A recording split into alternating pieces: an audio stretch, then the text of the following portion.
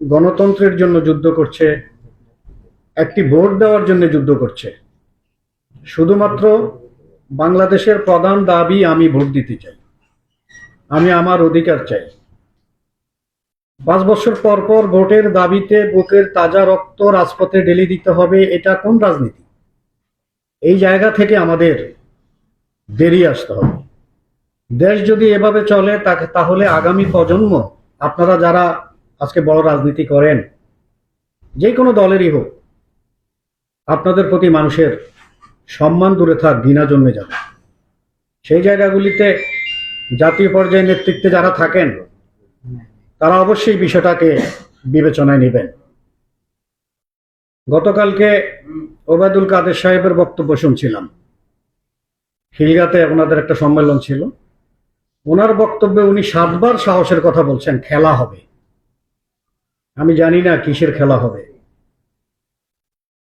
ওবায়দুল কাদের সাহেব, আপনি যে খেলার কথা বলেন, বঙ্গবন্ধু হত্যার পরে একটি বিক্ষোভ মিছিল তো করতে পারেন নাই, আপনার এত সাহস? আপনি কি খেলা খেলবেন? বঙ্গবন্ধু হত্যার পরে একটি মিলাদ মাহফিল করতে পারেন নাই, আপনার এত সাহস, আপনি কি খেলা খেলবেন? আজকে আপনি ঘরে বসে ব্রিফিং দিচ্ছেন, যদি প্রয়োজন হয় বাহিরে যেতে, তাহলে আপনি কি করেন? 3 কিলোমিটার পুলিশকে দিয়ে রেখি করেন আপনার নিরাপত্তা নিশ্চিত করে, তারপরে আপনি বের হচ্ছেন। আর আপনি আজকে জাতীয়তাবাদী জনগণের শক্তির সাথে খেলা খেলবেন। কি খেলা খেলবেন আপনি? আপনার কতটুকু সাহস আছে? আজকে যখন আমার সীমান্তে মানুষকে হত্যা করে, সেখানে আপনার সাহস কোথায় থাকে? সেখানে তো প্রতিবাদ করতে পারেন না। আজকে ভারত যখন বলে বাংলাদেশের অংশ বিশেষ দখল করব, ওই সেখানে তো আপনার সাহস দেখি না, সেখানে তো আপনি প্রতিবাদ করতে পারেন না। আজকে যখন মায়ানমার যখন আমার সীমানায় মর্টার সেল নিক্ষেপ করে, সেখানে তো আপনি প্রতিবাদ করতে দেখি না, সেই সাহস তো আপনার দেখি না। 10 লক্ষ রোহিঙ্গা আমাদের পেটের ভিতর ঢুকে গেছে, আজকে তাদেরকে তো ফেরত পাঠাতে পারছেন না। সেই জায়গাটায় আপনাদের সাহস কোথায়? সেইটা তো প্রতিবাদ করতে আপনাদেরকে দেখি না। শুধু হ্যাঁ, সাহস আপনাদের আছে, একটা জায়গায় আছে। যারা গণতন্ত্রের কথা বলবে, যারা জাতীয়তাবাদ, যারা দেশপ্রেমিক, আজকে তাদেরকে পিটাইতে পারে। আজকে বিএনপিকে পিটাচ্ছেন, জামাতকে পিটাচ্ছেন, বাম মোর্চাকে পিটাচ্ছেন, শিক্ষক আন্দোলন করে যারা তাদেরকে পিটাচ্ছেন, শ্রমিকদেরকে পিটাচ্ছেন। এত সাহসী হয়ে গেছেন, এত শক্তিধর আপনারা হয়ে গেছেন। শক্তি হতে হতে হতে হতে এমন পর্যায়ে শক্তি আপনাদের পৌঁছেছে, খোদ গোপালগঞ্জ শেখ হাসিনার আসন, সেখানেও আপনাদেরকে কারচুপি করতে হয়। শেখ হাসিনা নৌকা মার্কায় ভোট পেয়েছিলেন 2,29,540 ভোট। তার নিকটতম প্রতিদ্বন্দ্বী ধানের শীষের প্রার্থী এস এম জিলানি পেয়েছিলেন 123 ভোট। সেই জায়গায় যখন আপনাদের চুরি করতে হয়, সারা বাংলাদেশে যখন আপনাদের কারচুপি করতে হয়, স্বভাবত কারণেই আপনাদের সাহস নিয়ে আজকে আমাদের সেই প্রশ্ন করতেই হয়।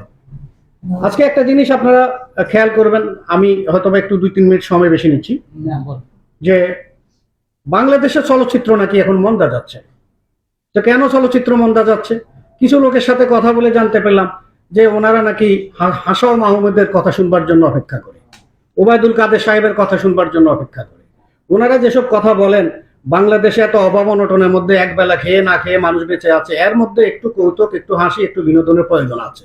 তো বাংলাদেশে খেলার মাঠ নাই, বিনোদনের জায়গা নাই, একটু সিনেমা দেখে, সেই সিনেমা নাকি এখন আর দেখার প্রয়োজন হয় না। ওবায়দুল কাদের আর হাসাও মাহমুদকে দেখলেই নাকি চলে, ধাক্কা দিয়ে বিল্ডিং ফেলে দেওয়া যায়, এটা একটা মোটামুটি বিনোদন। আপনার বাংলাদেশ সুইজারল্যান্ড হয়ে গেছে, বাংলাদেশে এখন আর কোনো গরিব নেই, কোনো ভিক্ষুক নেই। আপনার কোরবানির মাংস বিলিয়ে দেওয়ার মতো কোনো মানুষ পাওয়া যাচ্ছে না। তারপর হলো শেখ হাসিনা হজরত, শেখ মুজিবুর রহমান মাঝে মধ্যে জাতীয় সংসদে আসেন, ভাষণ শোনেন, বাংলাদেশের মানুষ বেহেশতে আছে। এই কথাগুলি শুনবার পরে আমার দেশের মানুষ, তারা একটু হাসির খোরাক পায়, একটু বিনোদন পায়, যার প্রেক্ষিতে তারা এখন আর টিকিট কেটে সিনেমা হলে যাওয়ার প্রয়োজন বোধ করে না। কাজেই এই ক্ষেত্রে এই হাসির জন্য, এই বিনোদনের জন্য ওবায়দুল কাদের এবং হাসাও মাহমুদ বা হাসান মাহমুদ যে যত কথাই বলেন, তথ্য অতথ্য কুখাদ্য, সেই মন্ত্রীকে আমরা ধন্যবাদ জানাতে চাই। আপনাদের মনে থাকবার কথা আছে যে বিদ্যুতের জন্য কিভাবে হাতির জেলে তারা অনুষ্ঠান করেছিল, বিদ্যুৎকে তারা লোডশেডিংকে তারা জাদু করে পাঠিয়েছিল।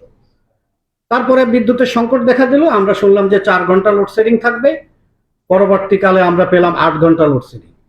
বর্তমানকালে আমরা শুনতে পাচ্ছি দিনের বেলা নাকি বিদ্যুৎই থাকবে না।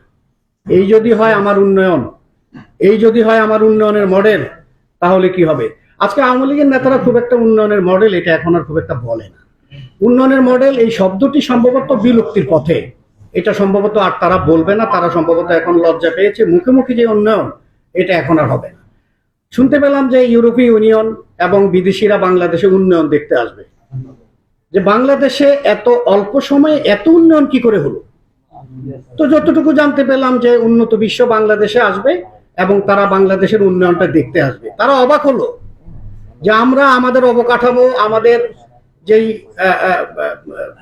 যুক্তিকতা বা যেই ইঞ্জিনিয়ারিং সবকিছু দিয়ে, যে প্রযুক্তি, সব প্রযুক্তি দিয়েও আমরা আমাদের বিল্ডিং টিকাতে পারি না, আমাদের অবকাঠামো আমরা রক্ষা করতে পারি না। তাহলে বাংলাদেশ কি করে পারে? বাংলাদেশ রডের বদলে বাঁশ দিয়ে কিভাবে এত উন্নয়ন করে, কিভাবে বিল্ডিং টিকিয়ে রাখে, এটা ইউরোপীয় ইউনিয়ন বাংলাদেশে দেখতে আসবে। এ হলো বাংলাদেশের উন্নয়নের অবস্থা। আমি আর দুই একটি কথা বলে আমি আমার বক্তব্য শেষ করতে চাই। রিপন ব্যবসা বলছিল একটু লম্বা করতে, তো সেই ক্ষেত্রে বলি, আমাদের প্রধানমন্ত্রী একটা কথা বলে, সম্রাট ভাই খেয়াল করবেন, যে আওয়ামী লীগের আমলে ছাড়া বাংলাদেশে নাকি কখনো সুষ্ঠু নির্বাচন হয়নি এবং হয় না। আমরা যদি সেই প্রশ্ন করি যে আওয়ামী লীগের আমলে ছাড়া আর কোনো সুষ্ঠু নির্বাচন হয় না, 96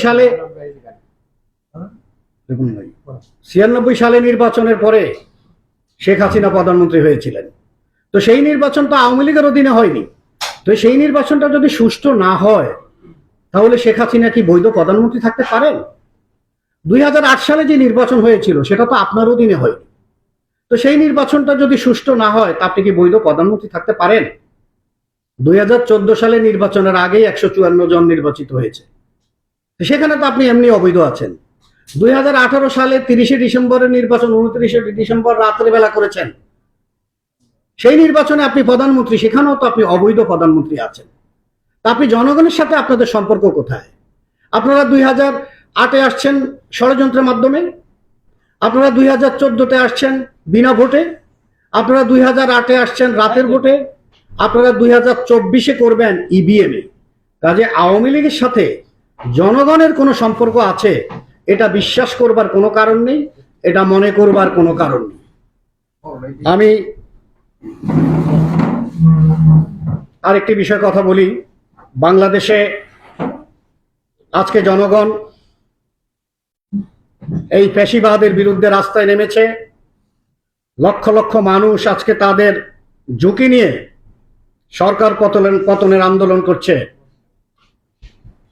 সেই আন্দোলনে আগামী দিন কোন পর্যায়ে যাবে সিনিয়র নেতৃবৃন্দ সেই বিষয়ে বলবেন। আমাদের সাম্যক ধারণা থেকে আমরা কিছু কথা বলি। আমরা মনে করি আমাদের পিঠ দেওয়ালে ঠেকে গেছে, অত্যাচার নির্যাতন সইতে সইতে আমাদের পক্ষে আর সম্ভব হচ্ছে না। এখন রক্ত দিয়ে হলেও আমাদেরকে এই সরকারের পতন ঘটাতে হবে। সেই ক্ষেত্রে যৌক্তিক আন্দোলন যদি যৌক্তিকভাবে মেনে না নেন, তাইলে যৌক্তিকভাবেই বাংলাদেশে ভাঙচুর হতে পারে, সেটা আপনারা স্বাভাবিকভাবেই মনে রাখবেন। এই ভাঙচুরের সাথে শেখ মুজিবুর রহমান জড়িত ছিলেন। এই ভাঙচুরকে শেখ মুজিবুর রহমান বিশ্বাস করতেন।